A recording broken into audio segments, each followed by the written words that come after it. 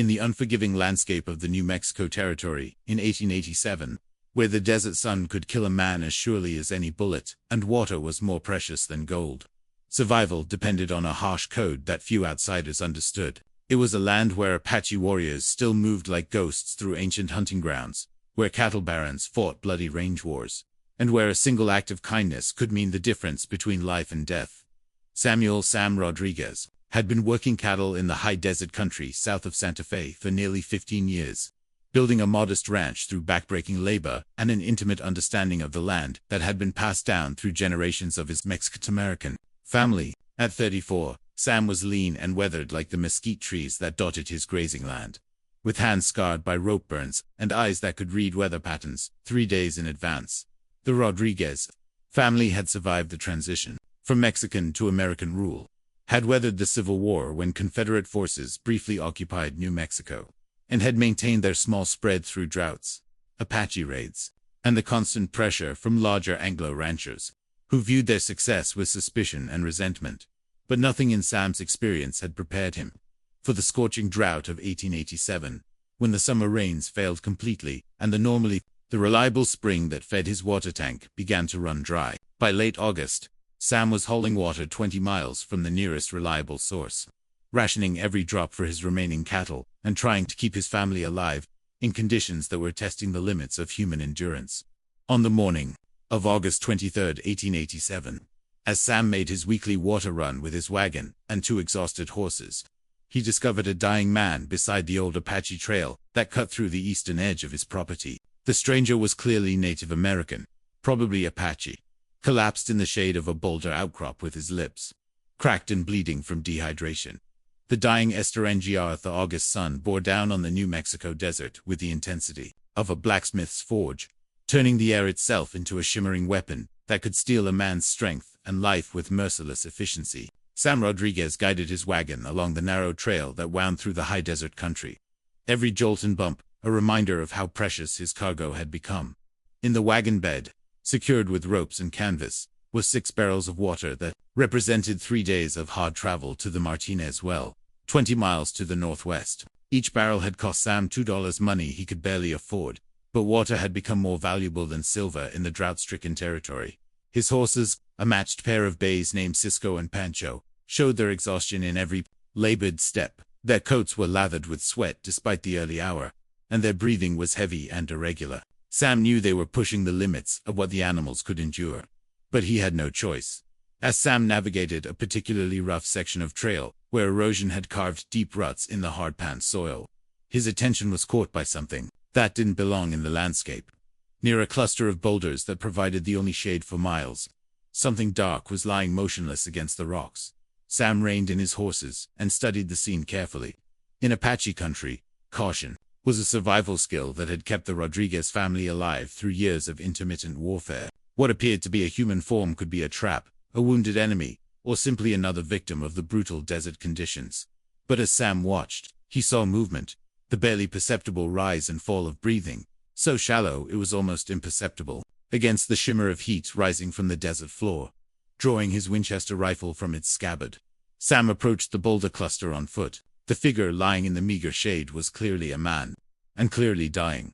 The stranger was Native American, probably Apache, based on his clothing and the distinctive beadwork on his moccasins.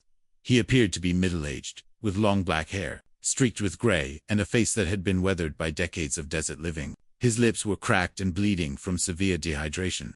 His breathing was labored and irregular, and his skin had the grayish pallor that indicated advanced heat exhaustion. Most telling of all, the man's water gourd lay empty beside him, and the tracks around the boulder cluster told the story of someone who had been wandering in circles, probably delirious from thirst and exposure. Sam stood over the dying stranger, acutely aware of the historical context that made this moment so fraught with danger and significance. For over 30 years, Apache bands had fought a guerrilla war against Mexican and later American settlers, defending their ancestral hunting grounds with a ferocity that had earned them respect and fear throughout the Southwest. Individual acts of kindness between enemies were rare and often fatal. Helping an Apache warrior could be seen as treason by other settlers, while accepting help from a Mexican-American rancher could be viewed as weakness or collaboration by Apache. bands still fighting for their independence. But as Sam looked down at the dying man, he saw not an enemy or a warrior, but a human being in desperate need of the one thing Sam had traveled 3 days to obtain. The man was clearly beyond any ability to pose a threat, and leaving him to die would violate every principle of human decency that Sam's parents had instilled in him.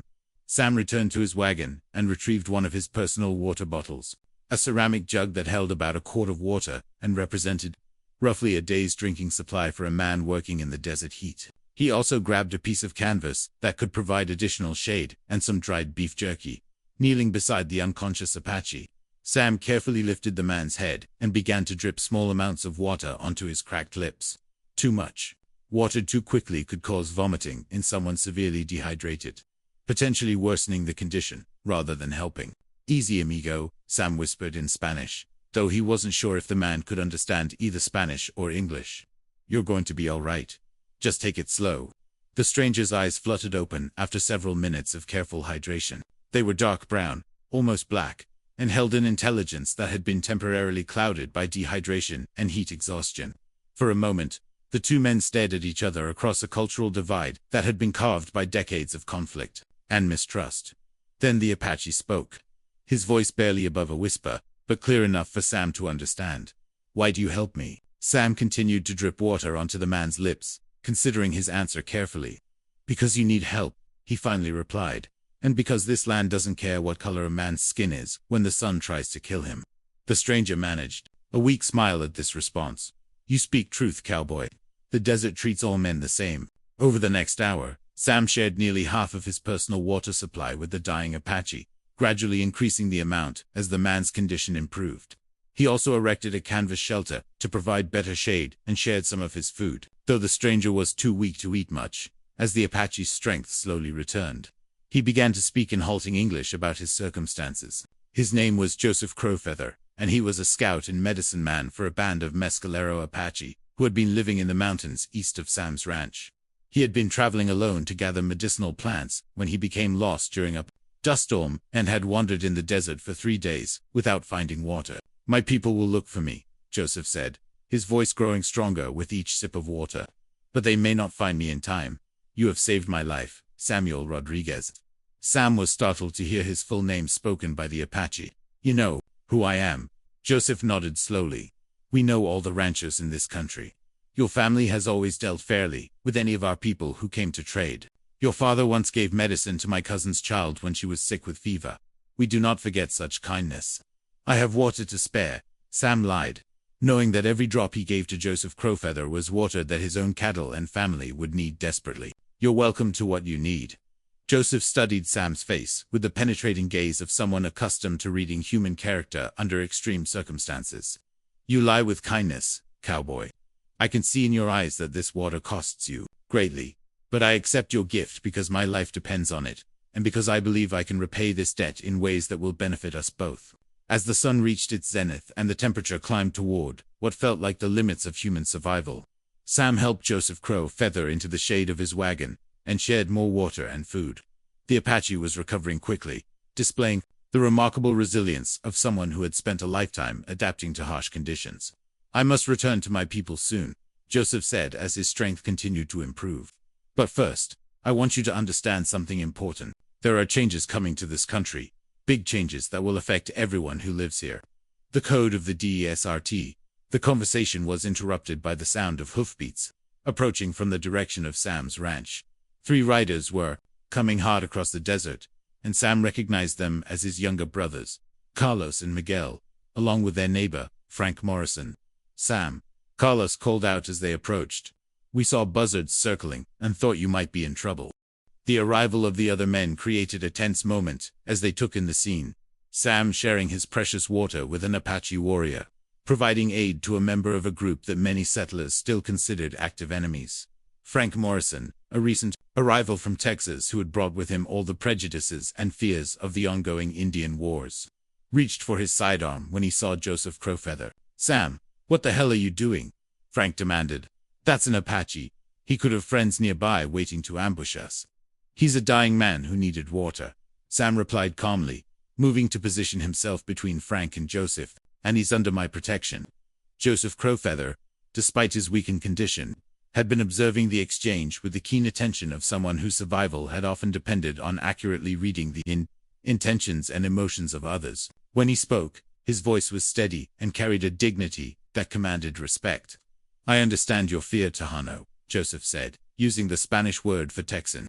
"Your people and mine have spilled much blood over this land, but Samuel Rodriguez has shown me kindness when he could have left me to die. I will not repay that kindness with violence." Carlos Rodriguez, who at 28 was the middle brother, and often served as a mediator in family disputes, stepped forward. "Frank, my brother wouldn't help someone who was going to cause trouble for our families. If Sam says this man isn't a threat, that's good enough for me." Frank Morrison was clearly outnumbered in his opposition to helping Joseph, but his concerns reflected genuine fears that many settlers carried about Apache capabilities and intentions. "All right," Frank said reluctantly, holstering his pistol. "But if this goes bad, if we end up with war parties hitting our ranches because we helped one of their people, I'm holding you responsible, Sam." Over the next 2 hours, as the desert heat reached its daily peak, Joseph Crowfeather continued to recover strength while sharing information that proved valuable to the ranchers who had aided him. "The water situation is bad throughout this region," Joseph told them as they shared food and precious water in the shade of Sam's wagon. "But there are places where the old people knew to dig for water that might still be producing. Springs that your maps don't show because they were known only to hunters and medicine men." He described several locations within a day's ride of their ranches where traditional Apache knowledge indicated the presence of water sources that might have survived the drought. Some were seasonal springs that required knowledge of specific timing and techniques to access, while others were permanent sources that had been kept secret to protect them from overuse. "Why are you telling us this?" Carlos asked, genuinely curious about Joseph's motivations. Joseph looked at each of the men in turn before answering. "Because Samuel Rodriguez shared his water with me when he could have left me to die. Because your family has always dealt fairly with my people, when others showed only suspicion and hatred. And because I believe the time for keeping such secrets has passed." The conversation was interrupted by the distant sound of gunfire, not the random shots that might indicate hunting or target practice, but the rapid, sustained firing that usually meant trouble. All of the men immediately became alert, scanning the horizon for signs of smoke or other indicators of the source of the shooting. "That's coming from the direction of the Morrison place," Frank said, his face pale with sudden concern for his wife and children. Joseph had been listening to the gunfire with the trained ear of someone who had spent years in warfare. "That is not Apache shooting," he said with certainty. "Apache warriors do not waste ammunition on sustained fire unless they are winning a battle quickly. This sounds like white men shooting at something they are afraid of." Sam made a quick decision. "Frank, you and Miguel ride hard for your place and see what's happening. Carlos and I will get Joseph somewhere safe and then follow you." "I can travel," Joseph said, struggling to sit up straighter. "And I may be able to help you understand what you find." As the men prepared to separate and investigate the disturbance, Joseph Crowfeather made a request that would change everything that followed Samuel Rodriguez. He said formally, "I asked permission to send a message to my people. They will be looking for me, and if they find strangers in this area during a time of trouble, they may assume the worst about what has happened." Sam understood immediately that Joseph was offering to prevent a potential misunderstanding that could escalate into violence. "What kind of message?" Sam asked. Joseph pointed toward a rocky outcrop that rose above the desert floor, about a quarter mile to the east. "There is a place there where messages can be left in the old way. My people will find it and understand that I am safe, and that the Rodriguez family are friends who should be protected, not enemies who should be avoided." "Do what you need to do," Sam said, "but do it quickly. That gunfire isn't getting any quieter, and we need to find out what's happening." The message in the STONS, the gunfire, from the direction of the Morrison Ranch, had stopped abruptly after nearly 20 minutes of sustained shooting, leaving an ominous silence that hung over the desert like a shroud. Sam Rodriguez knew from experience that sudden silence after extended gunfire usually meant one of two things: either the threat had been eliminated, or the defenders had been overwhelmed. Joseph Crowfeather, despite his continued weakness from dehydration, had insisted on making the difficult walk to the rocky outcrop where he could leave his message for his people. Sam and Carlos had accompanied him, partly to ensure his safety, and partly out of curiosity about Apache communication methods. The message site was a natural formation of weathered sandstone that created a series of small caves and overhangs. invisible from most directions but clearly marked for those who knew how to read the landscape. Joseph moved among the rocks with the confidence of someone following a familiar path. "This is an old message place," Joseph explained as he selected specific stones and began arranging them in patterns that seemed random to Sam and Carlos, but clearly followed some established system. Apache people have used places like this for hundreds of years to leave information for hunting parties, war bands, and families traveling through unfamiliar territory. He placed a series of small stones in a spiral pattern, then added larger rocks positioned at specific angles. The entire arrangement took up less space than a man's outstretched arms, but Joseph worked on it with careful precision. "What exactly are you telling them?" Carlos asked, fascinated by the process. Joseph paused in his work to explain. "I am telling them that I was found dying of thirst by Samuel Rodriguez, of the family that has always traded fairly with our people. I am telling them that he shared his water and probably saved my life. I am telling them that he and his family are friends who should be protected and aided if the need arises." He continued placing stones with careful deliberation. "I am also telling them that there may be trouble with other white families in this area, and that they should watch and wait before making any decisions about how to respond to what they observe."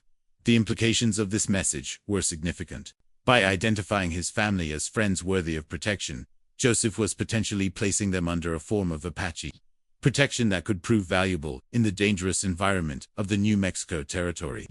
"Joseph," Sam said carefully, "I appreciate what you're trying to do, but I need you to understand that my family has to live with all of our neighbors if helping you creates problems with other ranches."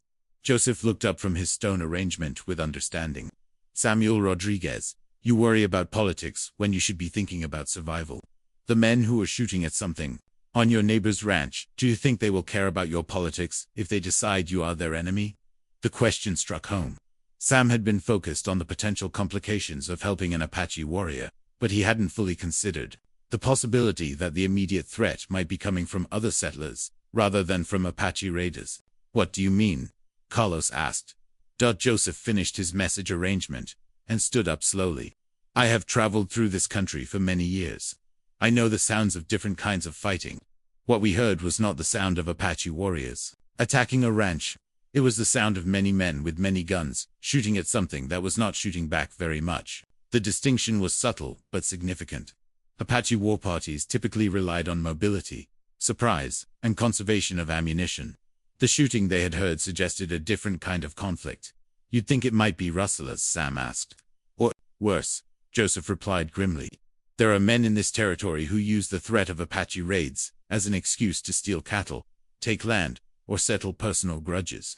They attack ranches and blame it on Apache warriors, knowing that most people will not investigate too carefully." As they prepared to leave the message site and investigate the situation at the Morrison Ranch, Joseph made an offer that would prove crucial. "I am strong enough to travel now, and I know this country as well as any man alive.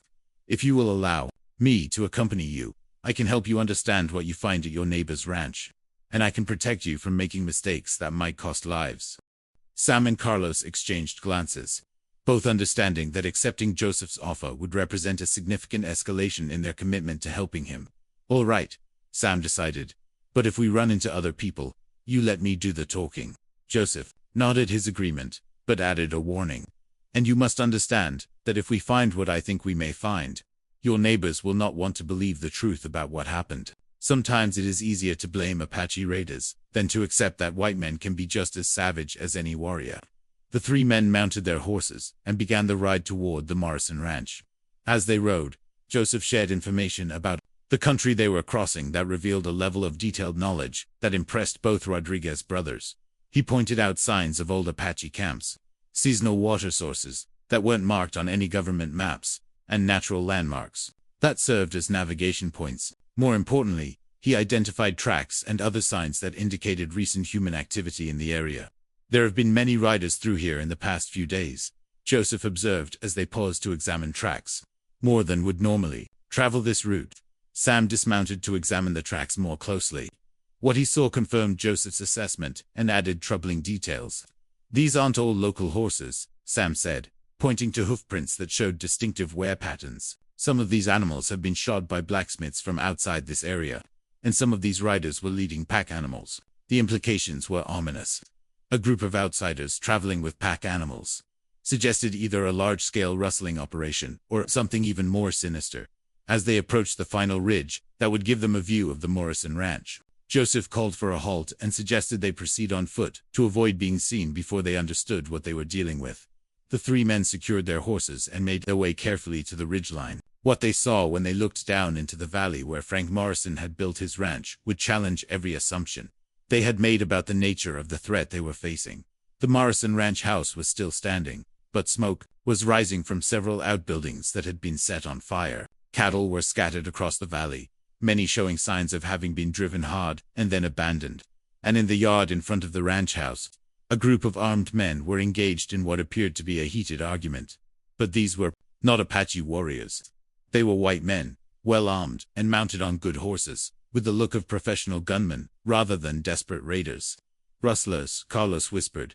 Joseph studied the scene below with the trained eye of someone who had spent years observing enemies. Worse than rustlers, those men are not here to steal cattle. They are here to create a story that will justify something much larger than theft.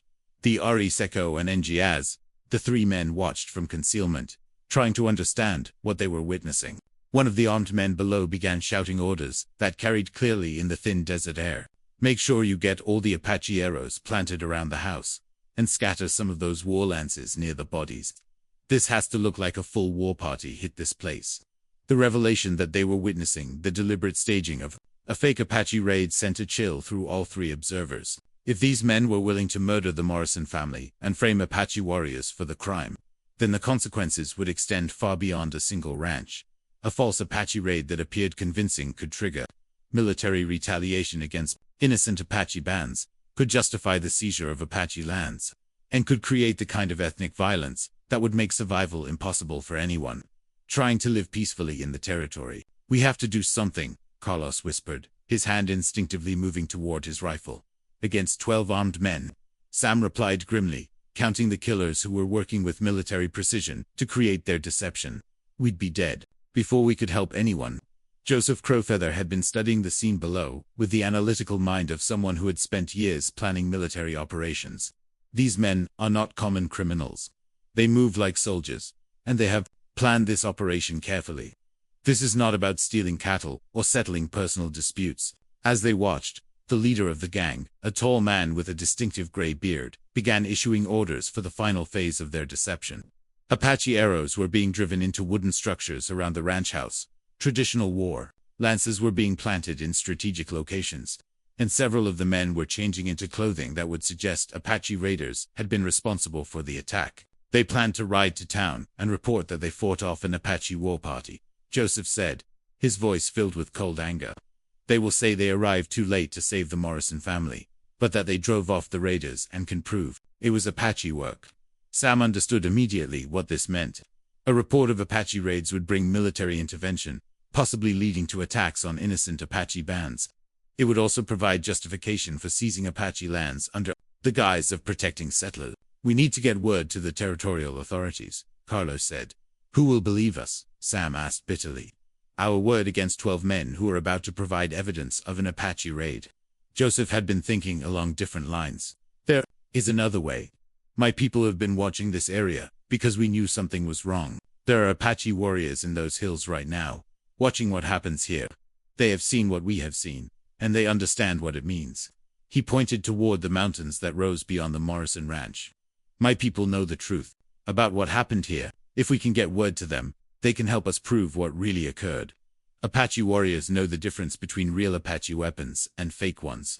The idea of working with Apache warriors to expose the deception was both logical and terrifying. But as they watched the false raiders complete their grisly work below, Sam realized that conventional approaches to justice were unlikely to succeed.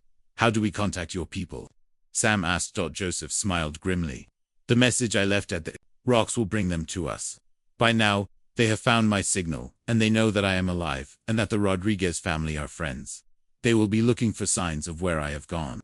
As if summoned by Joseph's words, a barely audible whistle echoed from somewhere among the rocks behind them. Joseph responded with a similar sound, and within minutes, 3 Apache warriors appeared from concealments, so complete that Sam and Carlos had not detected any sign of their presence. The warriors were led by a man who appeared to be in his 40s, with the bearing and scars of someone who had spent years in combat. He spoke quickly with Joseph in Apache, receiving a detailed account of what they had witnessed. "This is war, Chief Antonio Begay," Joseph said, introducing the leader. "He commands the scouts who have been investigating the false raids in this area." Antonio Begay studied Sam and Carlos with penetrating eyes. When he spoke, his English was accented but clear. "Joseph Crowfeather tells me that you shared water with him when he was dying, and that you have seen the truth about what happened to the Morrison family. Are you willing to help us prove this truth, even if it means fighting against other white men?" Sam looked at his brother, seeing his own conflicted emotions reflected in Carlos's face. They were being asked to make a choice that would define not only their own futures, but the future of relationships between settlers and Apache in their part of the territory. "What exactly are you asking us to do?" Sam replied. Antonio gestured toward the Morrison Ranch, where the false raiders were preparing to depart. "Those men will ride to the territorial capital with their story of fighting off Apache raiders. They will demand military action against my people, and they will use the deaths they have caused to justify taking more of our land." He paused before continuing. "But if we can capture some of those men alive, if we can force them to confess what they have really done, then the truth can be proven. Apache warriors and Mexican-American ranchers working together to expose the lies. This would show that peace between our peoples is possible." The plan that emerged from their discussion was both audacious and dangerous. Sam and Carlos would position themselves on the main trail and flag down the false raiders, pretending to have just discovered the attack on the Morrison Ranch. While the raiders were focused on the Rodriguez brothers, Apache warriors would surround them and force a surrender. As the sun began to set over the New Mexico desert, an unlikely alliance prepared to risk everything in an attempt to prevent a massacre that would have destroyed any possibility of peace between peoples who shared the same harsh land. The trap was set on a narrow section of trail where steep rocks created a natural choke point. Sam and Carlos positioned themselves where they would be visible to approaching riders, while Antonio Begay and his warriors took concealed positions. When the false raiders appeared, Sam stepped into the trail and raised his hand. "Hold up there," Sam called out. "Are you men coming from the Morrison place? We heard shooting and came to investigate." The leader of the false raiders, the gray-bearded man who had directed the staging of the fake Apache attack, reined in his horse and studied Sam and Carlos. "Name's Colonel James Hartwell," the man replied. "We got word that Frank Morrison's place was being hit by Apache raiders. By the time we got there, the savages had killed the whole family and burned half the buildings." "Apache?" Carlos asked, playing his part. "No doubt about it," Hartwell replied grimly. "Found Apache arrows all over the place, war lances, the kind of mutilation those savages are known for. We drove them off, but they got away into the mountains." Sam felt sick listening to Hartwell describe the very evidence that the man himself had planted. "That's terrible news," Sam said. "Frank Morrison was a good neighbor." It was at this moment that Antonio Begay chose to spring the trap. Apache warriors rose from concealment on both sides of the trail, appearing as silently as smoke, and training weapons on the false raiders with deadly precision. "Nobody moves," Antonio commanded in English. "You are surrounded by Apache warriors, who know the truth about what you did to the Morrison family." The standoff that followed lasted only seconds. Hartwell made his decision with the cold calculation of a professional killer. "Boys," he said quietly to his men, "we can't let any of these people live to tell their stories." But Antonio Begay had anticipated this response. At his signal, Apache warriors opened fire with precise shots designed to disable rather than kill, targeting horses and equipment. The false raiders found themselves on foot, surrounded, and facing enemies who could have killed them all, but had chosen instead to capture them alive. "Surrender now," Antonio called out, "and you will live to face trial for your crimes." The capture of Colonel James Hartwell and his gang marked the beginning of a legal process that would reverberate throughout the New Mexico territory. The evidence of their crimes was overwhelming, not just the testimony of witnesses, but physical proof that the Apache arrows and weapons found at the Morrison Ranch had been manufactured by white craftsmen. More importantly, the cooperation between Sam Rodriguez, his brother Carlos, and Antonio Begay's Apache warriors demonstrated that peaceful coexistence between different cultural groups was not only possible, but could be the foundation for justice. The trial of Hartwell and his accomplices became a territorial sensation. The revelation that organized gangs had been staging false Apache raids led to a comprehensive investigation of similar incidents throughout the region.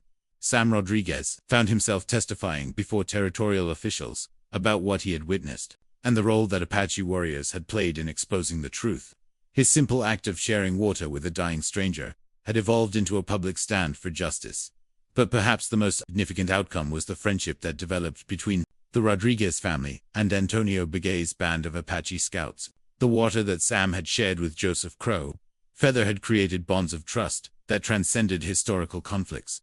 As autumn arrived in the New Mexico territory, bringing relief from the brutal summer heat and the first hints of seasonal rains, Sam often reflected on the chain of events that had begun with a simple act of human kindness. Joseph Crowfeather, fully recovered from his brush with death, had become a regular visitor to the Rodriguez ranch, sharing knowledge about desert survival, medicinal plants, and traditional Apache techniques for finding water. In return, the Rodriguez family shared their own knowledge of cattle ranching and territorial politics. The arrangement proved beneficial to both groups. Apache scouts provided security for Mexican-American ranchers against organized criminal activity, while the ranchers provided a bridge between Apache communities and territorial authorities, who were increasingly willing to work toward peaceful coexistence. On the one-year anniversary of the day he had found Joseph Crowfeather dying of thirst beside the old Apache trail, Sam Rodriguez stood in his pasture watching his cattle graze on grass that had grown thick and green thanks to the return of seasonal rains. The drought had broken, the criminal conspiracy had been exposed, and a new kind of relationship had been established between peoples who had once been enemies. But, as Sam looked toward the mountains where Antonio Begay's scouts maintained their vigilant watch over the territory, he understood that the most important change had been internal. The act of sharing water with a dying stranger had taught him that survival in harsh country depended not just on individual strength, but on the willingness to extend help to others, regardless of the political and cultural boundaries that seemed to divide them. The New Mexico territory remained a challenging place to live and work, but it had become a place where justice was possible, where different peoples could work together for mutual benefit, and where a simple act of human kindness could grow into something that changed the world for the better. This remarkable story reminds us that the most powerful force in human history isn't politics or warfare, but the simple choice to show compassion when someone desperately needs help.